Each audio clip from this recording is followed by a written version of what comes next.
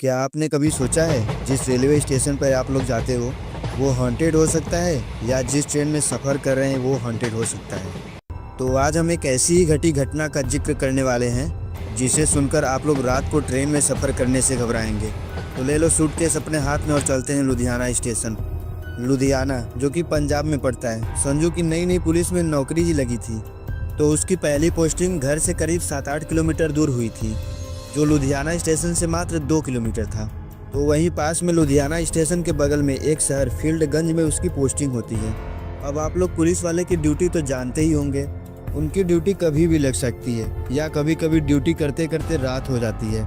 शनिवार का दिन था, तो संजू अपने ड्यूटी पर आज थोड़ा जल्दी आ गई थी, लेकिन उस दिन बहुत ज़्यादा काम हो जाने की वजह से उसे बहुत लेट हो जाता है और वह 10-11 बजे रात को ड्यूटी से छूटती है और लुधियाना स्टेशन पहुंचकर ट्रेन पकड़ लेती है। उसके साथ और भी पैसेंजर बैठते हैं। ट्रेन धीरे धीरे अपना स्पीड पकड़ लेती है। क्योंकि आज संजू ने ज़्यादा ड्यूटी की थी, तो उसने अपने हेडफोन को कान में लगाया और आंखें बंद करके गाना सुनने लगी। धीरे धीरे उसे नींद आने लगी और उसी ट्रेन में वह सो जाती है। कुछ समय बीतता है और अचानक से संजू का फ़ोन वाइब्रेट होने लगता है और झटके में संजू अपनी आंखें खोलती है और देखती है ट्रेन पूरा खाली। ट्रेन की सभी लाइटें ऑफ थी। संजू घबराने लगती है और अपने फ़ोन में देखती है तो उसके भैया का कॉल आ रहा था। फ़ोन उठाने के बाद उसके भैया पूछते हैं, आज इतना लेट क्यों हो रहा है? तो संजू बोलती है, भैया ट्रेन की बोगी पूरी खाली पड़ी है और ट्रेन में बिल्कुल अंधेरा छाया है, समझ नहीं आ रहा है कहाँ जाऊँ। तभी अचानक फ़ोन कट जाता है। दूसरे बोगी में से एक भिखारी आता है जो फटे हुए कपड़े पहने हुए था। संजू उसे देखकर डर जाती है। जैसे जैसे वो भिखारी पास आता जा रहा था, उसका चेहरा अजीब टाइप में बदलता जा रहा था। संजू वहाँ से उठकर भागने लगती है और दूसरे बोगी में पहुँच जाती है और उस बोगी में पहुँचते ही उसकी रूह कांप जाती है। एक लड़की जो ट्रेन में उल्टा साइड लटकी हुई थी और उसके शरीर से पूरा खून निकल रहा था और वह संजू के पास ही आती जा रही थी। अब आगे से एक लड़की जो खून से लथपथ है और पीछे से एक भिखारी जिसका फेस इतना गंदा है कि देखते ही उल्टी आ जाए। तभी एकाएक ट्रेन रुकती है और संजू ट्रेन से उतर जाती है। लेकिन जिस स्टेशन पर उतरती है वहाँ पूरा अंधेरा छाया हुआ था और वहाँ पर कोई यात्री भी नहीं था, लेकिन उसे मजबूरी में उतरना ही पड़ा। उतरते ही उसने अपने भैया को फ़ोन किया और बोली, भैया मेरे पीछे कोई पड़ गया है जो कि पीछा नहीं छोड़ रहा है। तो उसके भैया बोलते हैं, अपना लोकेशन देखो कहाँ पर हो। जब वह लोकेशन देखती है तो उसका लाइव लोकेशन दिखाता ही नहीं। अब उसे समझ नहीं आ रहा था कि वह कहाँ जाए। वह हिम्मत करके स्टेशन के लेफ्ट साइड जाती है। ट्रेन से काफ़ी दूर भागती है। भागते भागते सामने देखती है कि पोल पर वही लड़की जो ट्रेन में मिली थी लटकी हुई थी। देखते ही वह अपने राइट साइड भागने लगती है। भागते भागते वह ट्रैक पर ही गिर जाती है और वो लड़की उल्टे पैर उसके पास पहुंच जाती है। लेकिन पास में रखी एक रॉड से संजू उस पर हमला कर देती है और उसके सिर में बहुत तेज से चोट दे देती है और वहां से भागने लगती है। जब संजू स्टेशन से बाहर निकलती है तो देखती है ऑटो वाला अंधेरे में ऑटो संजू की ओर ले आ रहा था। संजू हाथ देती है और उसे रोकने की कोशिश करती है और वह ऑटो वाला रुकता है और संजू ऑटो में बैठ जाती है। संजू उस समय बहुत डरी हुई थी। संजू अपना लोकेशन बताती है और डरते डरते बोलती है, भैया मुझे अपने घर जाना है। तो ऑटो वाला बिना कुछ कहे संजू को ले जाने लगता है। ऑटो वाला लेके तो जा रहा था, लेकिन करीब 1.5 घंटे से संजू देखती है कि बार बार वही स्थान रिपीट हो रहा है। जहाँ से वो ऑटो पकड़ी थी वहीं बार बार आ जाती थी, यानी कि स्टेशन में गोल गोल घूम रही थी।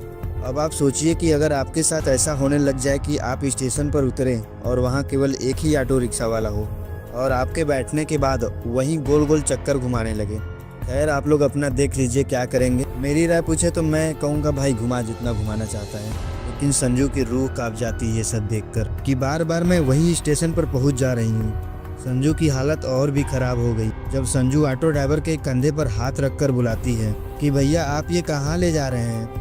तो वह ड्राइवर धीरे धीरे पीछे मुड़ता है और संजू जो देखती है उसके होश उड़ जाते हैं। उसकी आंखें पूरी सफ़ेद और उसकी दांतें बहुत बड़ी बड़ी, जैसे लग रहा था अभी अभी किसी का खून पी के आ रहा हो।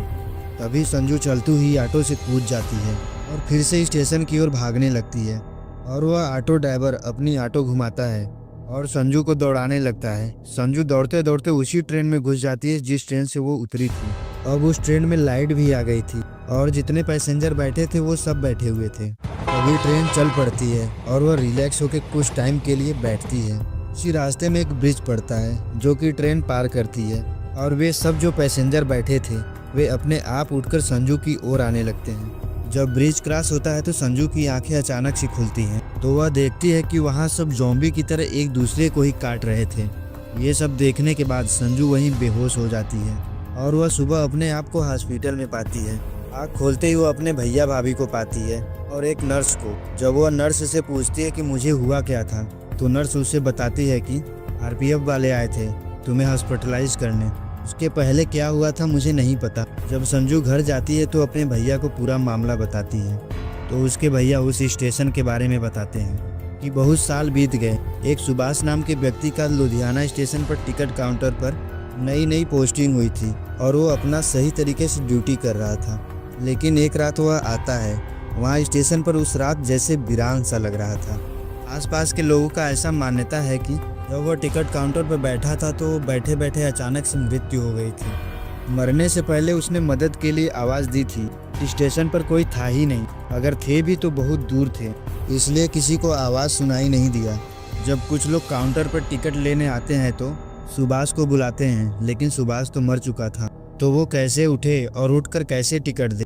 पूरा स्टेशन शोर हो गया कि टिकट मास्टर की मृत्यु हो गई। तो वहाँ के कर्मचारी आते हैं और सुभाष की बॉडी को उसके परिवार वालों को सौंप देते हैं। लेकिन कुछ दिन बीतता है तो वहाँ नए टिकट मास्टर की पोस्टिंग होती है।